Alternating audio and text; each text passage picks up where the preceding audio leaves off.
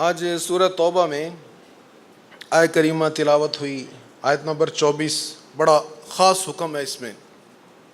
فرمایا قل ان کان آباؤکم و ابناؤکم و اخوانکم و ازواجکم و عشیرتکم، آپ کہیے کہ اگر تمہارے باپ دادا اور تمہارے بیٹے اور تمہارے بھائی اور تمہاری بیویاں اور تمہارے رشتہ دار اور تمہارے کمائے ہوئے مال اور تمہاری تجارت جس کے گھاٹے کا تمہیں خطرہ ہے اور تمہارے پسندیدہ مکان تمہیں اللہ اور اس کے رسول اور اس کی راہ میں جہاد کرنے سے زیادہ محبوب ہوں تو تم انتظار کرو حتیٰ کہ اللہ اپنا حکم لے آئے، اور اللہ نافرمان لوگوں کو ہدایت نہیں دیتا۔ اب اس آیت میں ان تمام چیزوں کو بیان کر دیا گیا جس کے ساتھ انسان کی فطری محبت ہوتی ہے، تمام چیزوں کو بیان کر دیا، والدین، اولاد، رشتہ دار، کنبہ، برادری، گھر اور بینک بیلنس اور بزنس، ساری چیزیں اس کے اندر بیان ہو گئی۔ اور یہ ساری چیزیں وہ ہیں جن کے ساتھ محبت کرنے سے کہیں بھی منع نہیں کیا گیا، محبت کرنے سے منع نہیں کیا گیا بلکہ ترغیب دی گئی۔ والدین کی محبت کی ترغیب، بہن بھائیوں کی، ازواج کی، بچوں کی محبت کی حضور نے تربیت فرمائی ہے۔ مال کی محبت سے بھی منع نہیں کیا گیا اگر مال حلال ہو، حلال مال کی محبت سے بھی منع نہیں کیا گیا اگر اس حلال مال سے حقداروں کا حق ادا کیا جاتا رہے۔ یہ ایک باہر سے مزاج مسلمانوں میں زبردستی ڈال دیا گیا کہ مال سے محبت کرنی نہیں چاہے حلال کا ہی کیوں نہ ہو، ایسا نہیں ہے۔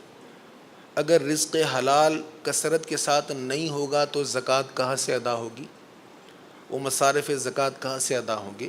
لیکن ممانعت یہ ہے کہ دنیا کی محبت اللہ کی محبت پر غالب نہیں آنی چاہیے۔ تو یہاں ساری محبتوں کو بیان کرنے کے بعد کیا حکم ہوا کہ یہ محبتیں اگر اللہ اور اس کے رسول کی محبت پر غالب آ جائیں یا اس کی راہ میں جہاد کرنے پر غالب آ جائیں تو پھر کیا ہوگا؟ فرمایا پھر حتیٰ یأتی اللہ بامری، پھر اللہ کی امر کا انتظار کرو۔ امر سے مراد یہاں پر عذاب ہے۔ تم والدین سے محبت کرو لیکن یہ محبت خلاف شریعت نہیں ہونی چاہیے۔ بیویوں سے محبت کرو، بچوں سے محبت کرو، پر یہ محبت خلاف شریعت نہیں ہونی چاہیے۔ خلاف شریعت محبت کیا ہوتی؟ جب اولاد کہتی ہے نا جی الٹا کام ہم نے کرنا ہی کرنا ہے، اور ہم کہتے ہیں جی بس جی کیا کریں جی منڈے مانتے نہیں کہ کرنا ہی پینا، یہ خلاف شریعت محبت ہے۔ اب یہاں ایک طرف اللہ اور اس کے رسول کا حکم ہے اور ایک طرف اولاد کا لاڈ ہے جس کی وجہ سے ہم اللہ اور اس کے رسول کے حکم کو نظر انداز کر دیتے ہیں۔ شادی کا موقع ہوتا ہے، سارے روٹھوں کو ہم منا لیتے ہیں، جتنے قریب کے دور کے ادھر ادھر کے رشتہ دار سب کو منا لیتے ہیں۔